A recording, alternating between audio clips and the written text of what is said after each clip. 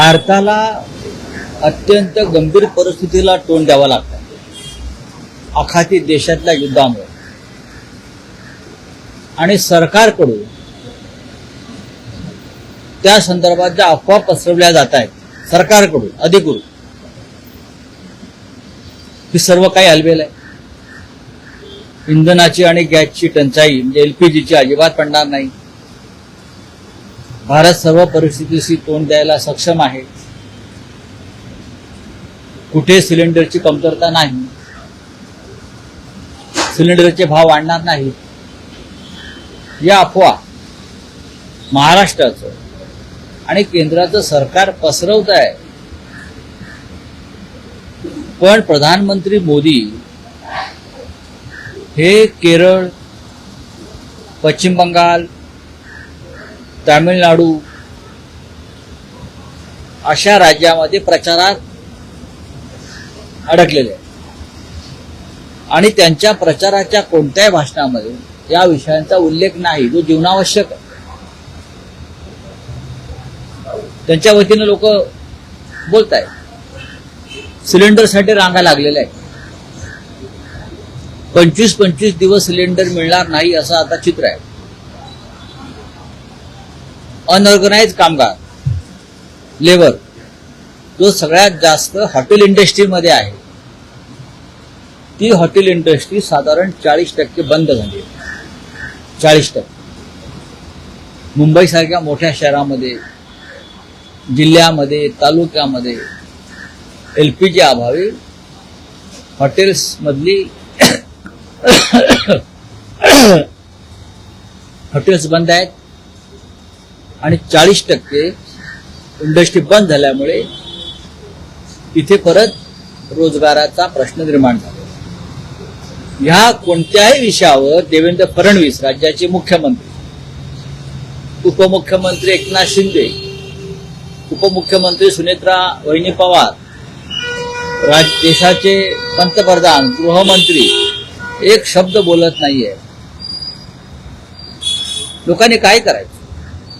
नोटबंदीच्या वेळेला ज्या रांगा लागल्या, जशा रांगा लावून माणसं रांगेत मारली गेली, तेच आता सिलेंडरच्या रांगेमध्ये होईल अशी भयंकर स्थिती निर्माण झाल्याचं चित्र देशभरात दिसतंय.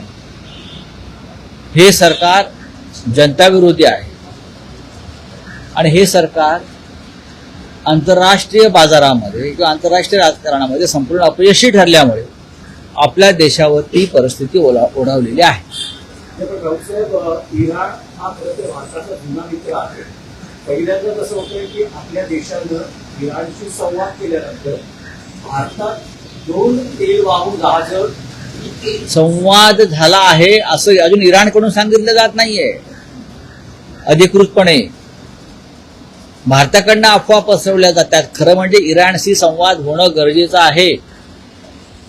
पण इराणशी तुम्ही कोणत्या तोंडानं संवाद करणार आहात?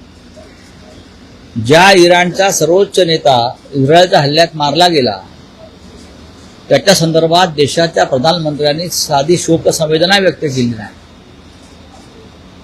त्या इराणशी तुम्ही कोणत्या तोंडानं बोलणार आहात? खरं म्हणजे आपण इराणला नैतिक पाठबळ देणं गरजेचं आहे युद्धाच्या ठिकाणी. पण भारतानं एक तटस्थ भूमिका घेऊन इराणच्या दुःखामध्ये सहभागी होणं गरजेचं होतं. खास करून इराणचे सर्वोच्च नेत्याचं निधन झालं या युद्धात आणि 200 पेक्षा जास्त कोवळ्या बालिकांचा मृत्यू किंवा हत्या या युद्धामध्ये झाली. ही अत्यंत दर्दनाक अशी गोष्ट आहे. या संदर्भात भारताकडून अजूनही शोक संवेदना व्यक्त केलेल्या नाही. फक्त हार्मुझ समुद्रधुनीतून तेलाचे टँकर सोडा इथपर्यंत इराणचा संबंध आहे का? नाही. इराण त्याने आमचे राजनैतिक, व्यक्तिगत आणि सांस्कृतिक संबंध अनेक वर्षापासून आहे.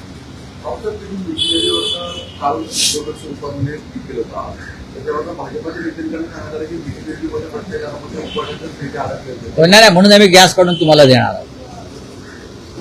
हा विषय भ्रष्टाचाराचा नाही. हा विषय मोदींनी आतापर्यंत सगळं काय अडाणींना विकलं भाजपने फक्त काही नदी नाले शिल्लक होते, त्यातली मिठी नदी आहे. तर मोदींनी जी योजना सांगितली आहे की गटारातून गॅस काढायला पाहिजे, त्यात एक पाईप घालायचा, तो पाईपातून गॅस येईल, मग तो आपण स्टोवला किंवा गॅसला लावायचा, मग अन्न शिजवायचं, चहा शिजवायचा. ही मोदींची जी योजना आहे ती मिठी नदीच्या माध्यमातून मोठ्या प्रमाणामध्ये साकार होऊ शकते. जिथे जिथे गटार आहेत त्या गटारांची किंमत आता वाढली आहे. आतापर्यंत मुंबईतल्या रिअल इस्टेटची किंमत वाढत होती, पण मोदींच्या कृपेनं आता नदी नाले गटार बरं का ड्रेनेज यांची किंमत वाढली आहे असा प्रधानमंत्री जगात झाला नाही. गटारांनाही किंमत आली आहे. भारतीय जनता पक्ष आता गटारांना राष्ट्रीय संपत्ती घोषित करा असे सांगण्याची स्थिती मला दिसते की सगळी गटारं जी आहेत ती राष्ट्रीय संपत्ती हे आम्ही सांगतो का? तुम्ही मोदींना प्रश्न विचारा ना. ही मोदींची योजना आहे, आम्ही मोदींच्या योजनेला पाठिंबा देत आहोत. हो, भाजपला का वाईट वाटतंय? भाजप मोदी विरोधी कधीपासून झाली? भाजपनी मोदींच्या विरुद्ध भूमिका घेऊ नये, लक्षात घ्या. आम्ही जी भूमिका मांडतोय गटार बचाव आणि गटार राष्ट्रीय संपत्ती, खरं म्हणजे ताबडतोब देवेंद्र फडणवीस यांनी ONGC कार्यालयात जाऊन तिकडल्या चेअरमनना भेटून बैठक घेतली पाहिजे आणि मिठी नदी ताब्यात घेतली पाहिजे. गेल्या वर्षी जी काश्मीरमध्ये स्थिती होती, ऑपरेशन सिंधूरच्या वेळेस सुद्धा सर्वपक्षीय बैठक पंतप्रधान आणि गृहमंत्र्यांनी बोलवली होती. तुम्हाला असं वाटतं का की एक आठवडा दिल्लीत होता, अशी सर्वपक्षीय बैठक सध्याची जी देशातली परिस्थिती आहे ती पाहता बोलवण्याची गरज आहे? बघा, गरज तर नक्कीच आहे, पण दिल्लीमध्ये सध्या एक घोषणा धूम मचा रही है, नरेंद्र भी गायब और सिलेंडर भी गायब. ही घोषणा पार्लमेंट बाहेर सर्वत्र धूम माजवते. कहाँ है नरेंद्र जी? नरेंद्र जी केरल में है, नरेंद्र जी कहाँ है? नरेंद्र जी तमिलनाडु में है, आसाम में है. नरेंद्र जी पार्लमेंटमध्ये नाही आणि सिलेंडर लोकांच्या घरात नाही. त्याच्यामुळे बैठक घेणार कोण? बैठक घ्यायला प्रधानमंत्री पाहिजेत ना, ते नाही आहेत. आणि जे राहुल गांधी सांगतायत ते सत्य आहे. यापुढे नरेंद्र मोदी हे पार्लमेंटला येतील की नाही शंका आहे, कारण त्यांना पार्लमेंटमध्ये यायला तोंड राहिलेलं नाही असं जे गांधी म्हणतायत त्यात तथ्य आहे. या पूर्ण गॅसच्या संदर्भामध्ये मुंबईमध्ये एक महत्त्वाची अशी इम्पॅक्ट होते की हॉस्पिटल्स जे आहेत महापालिकेचं असतील नाही तर राज्य सरकारचे असतील असे कुठेही फार मोठ्या प्रमाणामध्ये आता जे कॅन्टीन सुरू होते त्यांचे ते बंद झाले. बाहेरचे रुग्ण जे आहेत त्यांच्या पेशंटचं फार मोठ्या हे आहेच ना. याच्यावरती या राज्याच्या मुख्यमंत्र्यांनी किंवा उपमुख्यमंत्र्यांनी काय वक्तव्य केलंय का? कोविड काळामध्ये ऑक्सिजनची कमतरता होती. माननीय उद्धव ठाकरे मुख्यमंत्री असताना त्यांनी प्रत्येक हॉस्पिटलला ऑक्सिजनचा पुरवठा होईल याची काळजी घेतली, इंजेक्शन्स मिळतील याची काळजी घेतली, उपचार मिळतील याची काळजी घेतली. अशा प्रकारची काही योजना उपक्रम देवेंद्र फडणवीस, एकनाथ शिंदे, सुनेत्रा पवार या ठिकाणी घेतली आहे का? तर मला अजिबात दिसत नाही. हा, हॉस्पिटलमध्ये जर कॅन्टीन्स बंद झाल्या असतील किंवा सार्वजनिक ठिकाणी लोकांच्या खाण्यापिण्याच्या ठिकाणी गॅसच्या अभावी जर या सगळ्या योजना बंद झाल्या असतील तर लोकांनी जगायचं कसं? धाबे बंद आहेत, छोटे हॉटेल्स बंद आहेत, खाण्यापिण्याच्या गाड्या बंद आहेत, वडापावच्या गाड्या बंद झाल्या आणि देवेंद्रजी म्हणतायत आणि नरेंद्रजी म्हणतात सब कुछ ठीक आहे. काय ठीक आहे?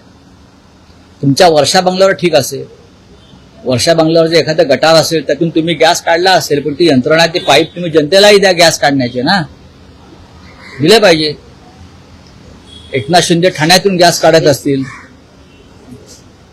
पार्थ पवार आणि त्यांच्या मातोश्री बारामतीमधून गॅसचा पाईप एखाद्या गटारातून काढत असतील, निदान पाईप तरी पुरवा गॅस काढायला गटारात. पण उद्धव ठाकरे आणि आदित्य ठाकरेचं आंदोलन दिसत नाही. एका साईडला पक्ष जो आहे तो आंदोलन करून पाहतो, काँग्रेसने आंदोलन केलं. उलट आदित्य ठाकरे नेते कुठे आहेत? आदित्य ठाकरे, उद्धव ठाकरे सभागृहात आवाज काढताना दिसत नाही, या मैदानात पुढे आंदोलन करताना दिसत नाही. नाही आम्ही आंदोलन करू ना. मी जे तुम्हाला म्हणतोय मिठी नदीतून गॅस काढण्याची योजना आम्ही अंमलात आणू, हे आंदोलनच आहे. तिथे आदित्य ठाकरे जाणार. करू ना. तुम्ही वाट का बघत नाही? गॅस काढण्याची प्रक्रिया सुरू आहे ना.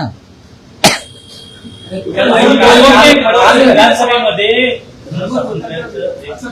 एक मांडण्यात आलेलं आहे, त्यामध्ये धर्मांतराच्या संदर्भात विधेयक मांडण्यात आलेलं आहे.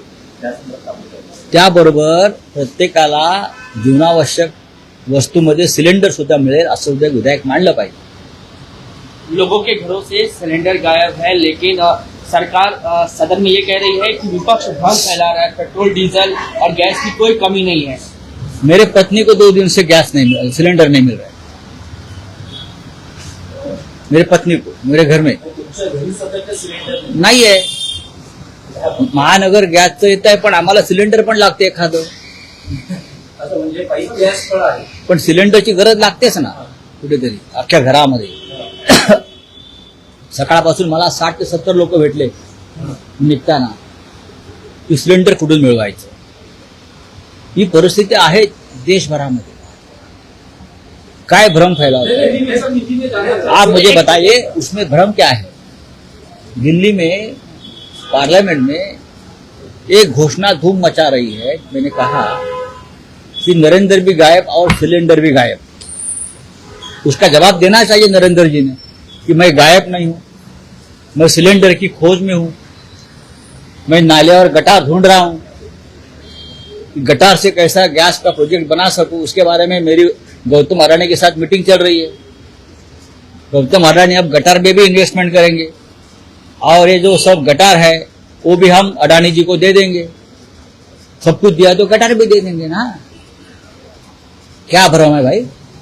बड़ी बड़ी कतारें खड़ी है सिलेंडर के लिए, लखनऊ से लेकर मुंबई तक, कलकत्ता से लेकर चेन्नई तक, दिल्ली से लेकर जम्मू तक. लोग नोटबंदी के बाद कतार में खड़े हैं सिलेंडर के लिए. भारतीय जनता पार्टी का यह हॉबी है कि लोगों को कतार में खड़े करके मार दो. मोदी साहब कह रहे हैं कि आप टेंशन मत लीजिए, जिस तरीके से मैंने कोविड के काल को संभाला उसी तरीके से मैं इसे भी संभालूं. हाँ कोविड के काल को संभाला. पूरा गंगा नदी में डेड बॉडीज बह रहे थे, संभाला. गुजरात में स्मशान में जगह नहीं मिल रही थी जलाने को डेड बॉडीज को जगह जगह पे. क्या संभाला आपने? ईरान को लेकर